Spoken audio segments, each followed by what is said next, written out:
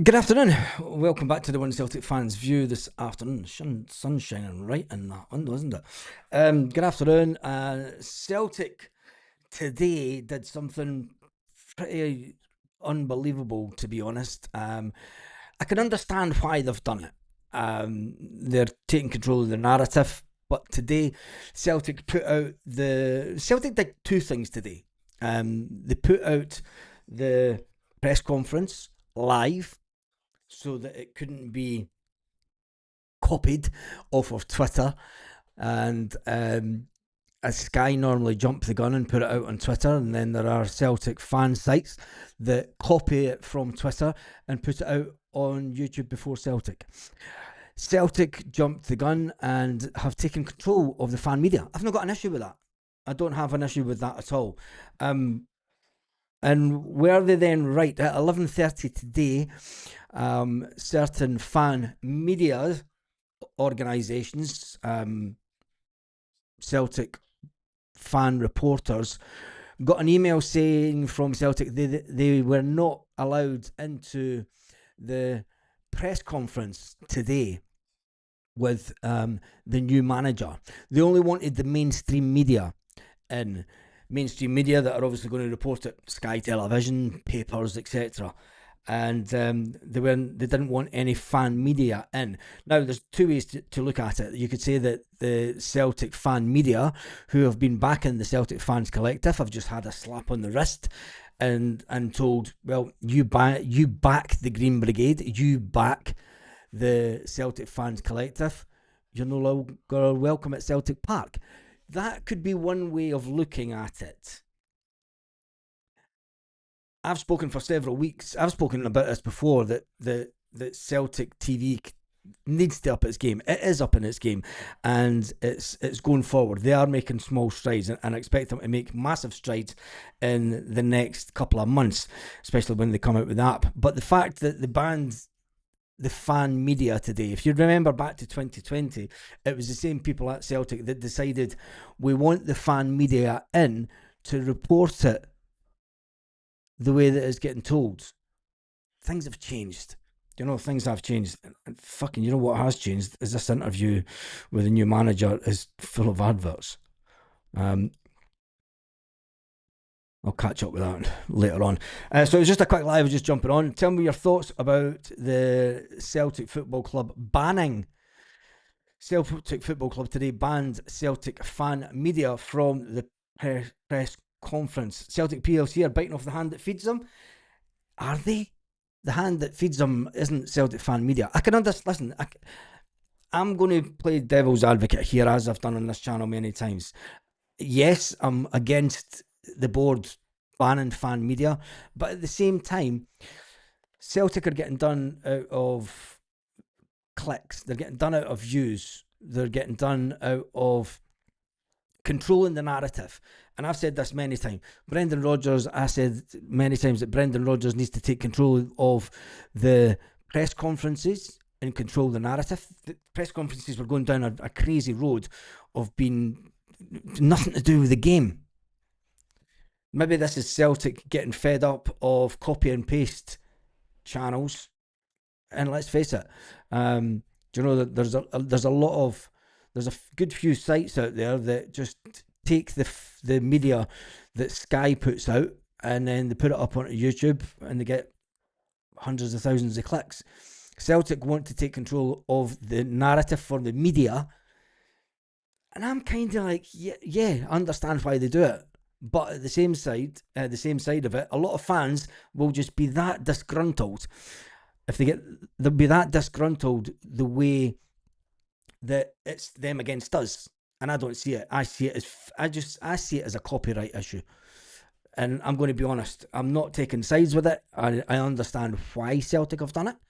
It's funny enough because I had a conversation with someone this afternoon about it before it even happened, before this even came out. It was a conversation this morning talking about Celtic TV and things that it should be doing. And the missus turned around and says, well, if Celtic TV start doing all the things that you're saying they should be doing, your channel's at risk. Do you know what I mean? It's like your channel that gets over 500,000 views a month is at risk. And I was like, yeah, it is. But there is plenty of room in the market for everyone. But I think it is all about Celtic protecting their copyright. And that's what it comes down to. It's all about Celtic protecting copyright. So tell me your thoughts in the comments section. Right, and other than that, let me just check. Obviously, Wilfred Nancy has spoken to the media. I am just catching up with a load of Celtic stuff, so just give me a minute. And we are coming off this to then do a live for the World Cup draw. Where did that go to?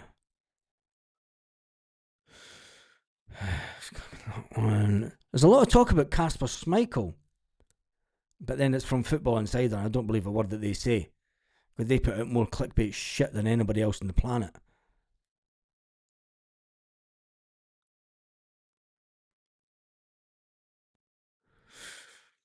Obviously, a lot of sites are talking about the lockout of fan media. The lockout of fan media. Like I said, that's all I'm going to say on it. I think that it is purely for the fact that they're sick, fed up of Sky putting out snippets first onto Twitter and people cutting and pasting, copying and pasting the videos from Twitter. And this is not, before you start saying you're a bored fucking arse sucker. It's not. It's a copyright issue, and I get it. When you're in this game, you know the limitations what you can go through on YouTube. I've done YouTube long enough, and I know what will get you banned and what won't get you banned, and what can piss other people off, and what pisses Celtic off, more to the point. And it is just a copyright issue. That's the only reason. And there maybe is that little bit of nuance that Celtic fan media have. We're all under the one banner. I don't class myself as Celtic fan media. I'm a YouTuber. Podcaster. I'm not even a podcaster. It's a YouTube channel. I don't want to put myself into that, but I don't class myself as Celtic fan media. I'm just a YouTuber that talks about Celtic. Fan media are the ones that go to the press conferences and sit in press conferences. That's my worst nightmare, being told what I can and can't write and when to turn up and when you're not allowed to report on Celtic, and you get your wee ticket to come in. Fuck off, I'll say what I want about Celtic. But anyway, Michael Nicholson has promised to deliver, talking about the new manager, talking about the board. He has promised to deliver funds, significant funds, to push forward. I think that we all realise that we need to push forward. Michael Nicholson put out a message, and will it sound familiar? The January window arrives at a crucial time. It's put out on the Celtic YouTube channel. It all starts on Sunday against Hearts, because we know that the challenge is where it comes from. We need to perform, we need to win. Beyond that, there's a project here, and we're all committed to that. We want to develop the club. We want to perform. To do that, in order to do that, we need to get behind Wilfred from today, in the next coming days, in the next coming weeks, in the next coming months, and particularly the next transfer windows ahead, both January and the summer. We will do everything we can to support Wilfred and his team and the players to deliver success to our supporters. Nicholson's comments obviously will be like a pinch of salt to a lot of Celtic fans. A lot of Celtic fans will go, do you know what, it's fucking the board, who gives a fuck what they say? There is a big anti-board movement, which I think that keep it going. I think that we do need some change on the board. You're never going to get, my stance on it. You're not going to get rid of Dermot Desmond unless we buy 17% of shares and we manage to get someone on the board, and then we could start getting some kind of say. But when you go forward, the whole copyright stuff, I can understand why they've did what they did today. But anyway, history. Do we look back at the way that the club have acted over the last couple of windows, or do we look back and say, well, look how they spent money when Ange Postecoglou come in. Look how they spent money when Brendan Rodgers come in. They know that they have to deliver in the next window. All the chat today is going to be about the fact that they locked out fan media.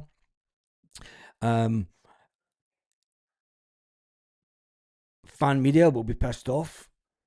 Celtic Collective will be pissed off because it's, all for one and one for all type stuff. But it's not the end of the world. I think what we're seeing here is there's big changes going on at Celtic, and I don't just mean the manager. What this tells me is there's bigger changes going on in the background of Celtic than they want us to know.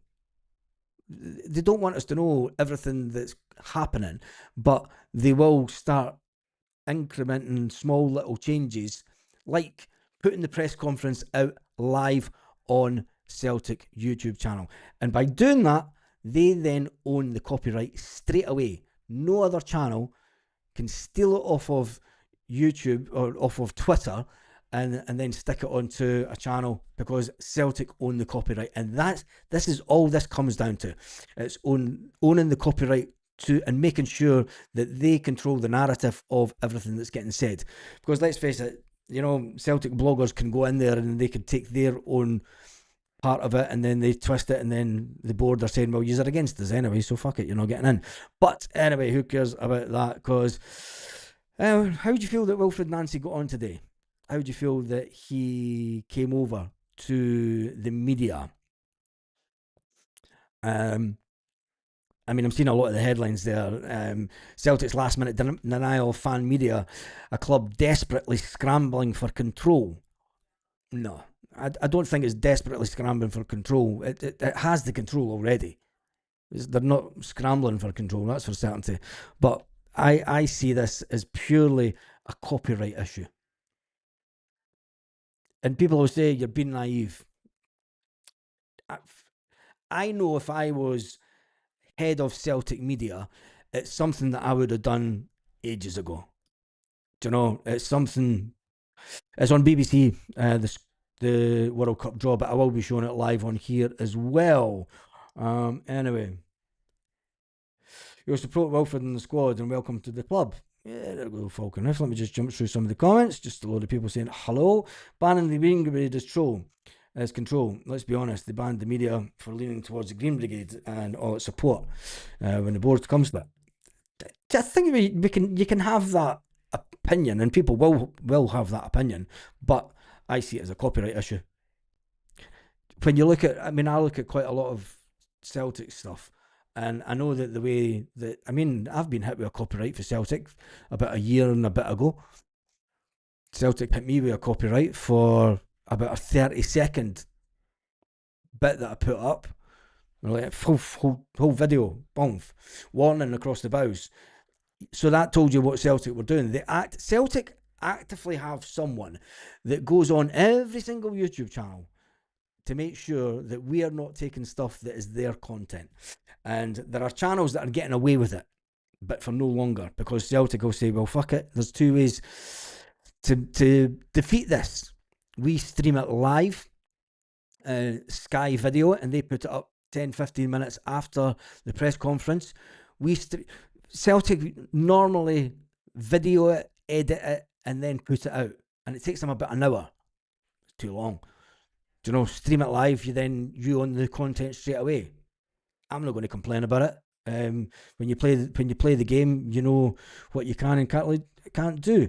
Anyway, we move on from that. There's no telling a board member front of Nancy saying he would like to have a pre-season with Celtic. Well, he'll get one. I think that every manager would like to have a pre-season, but that's not the way that it works, especially when American seasons don't play through the winter and European football does. So, he just needs to deal with it. Ideally, you would like someone to get a pre-season, bring in players and all the rest of it. But going forward, I think that as long as it doesn't change too much, he did say that the idea is to improve and strengthen in January. We all know that we need to strengthen in January anyway. We all know that we need to spend money in January. That's nothing new. Whether he was the manager, whether Martin O'Neill was the manager, we need 6-7 players brought in. Who he brings in, well, that's up to him. First of all, he said, I'm going to have access assess the team. He's got a month to assess the team, which is plenty. People saying that Martin O'Neill should have been given the final. Well, that takes 2 weeks into the year, and he's not getting to assess the team if he's not on the pitch, if he's not on the training pitch. There's not. Yes, he could sit in the stands, but were Celtic going to pay his wages to sit up in the stand for 2 weeks to sit and watch players when he could be having a direct impact on the team? And let's face it, could have got to the final. Martin O'Neill might have lost the final, and then he's got to come in anyway. We could get to the final. We could maybe lose the final under him. Don't know if fans will be against him straight for off, but I don't think that will happen. What he needs to do is assess the team and decide the formation that he's going to have the team playing over the next couple of weeks. Because if he changes it too quick and it all goes tits up, people will start saying, why is he fucking changing it so much? Obviously, there's an anticipation, different type of stuff already. It's totally normal, we said. We have to be ahead. We are not in trouble, and we're not going to get in trouble if we have anything to do with it. It doesn't change. But let me see what we have and how I can adjust it. Talking about the slow summer recruitment and the qualification failure and the ongoing stuff between the fans and the board, Nancy is well aware of the demands, and he also said that this is a club with passion and we play for the fans. It's totally normal that if we play well, they can say something. If we play bad, they say something.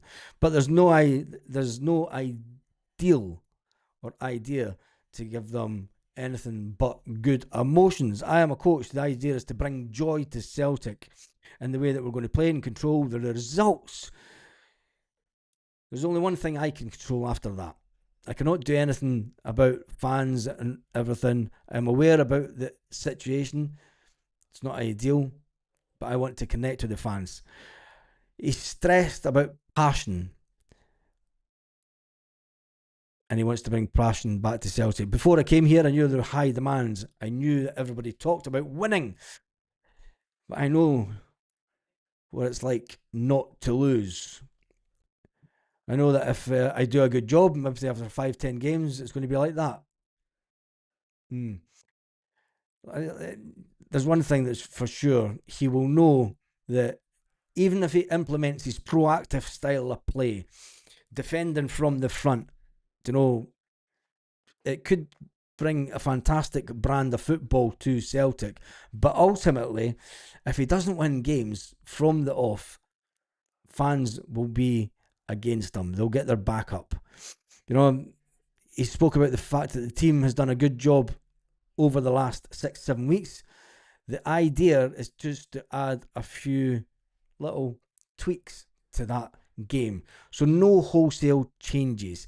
He did talk about implementing a proactive style of play and being disgusting. I thought that was a fantastic way to talk about playing against an opponent, being disgusting to play against. Disgusting. That's quite funny, actually. It's going to be interesting. Maybe a fan and media gets back in the pressers, they'll be easy to connect with the support. You'll be damned if you do, be damned if you don't by some. Just give him time, guys. That's probably the most sensible comment of the day. He's coming to Celtic. Whoever come into Celtic at this point, you could bring Pep Guardiola into Celtic at this point, and Celtic fans would like, what the fuck are you bringing him for? We can't afford to bring in the players. It would just be... it's going out live. What purpose is banning fan media serve?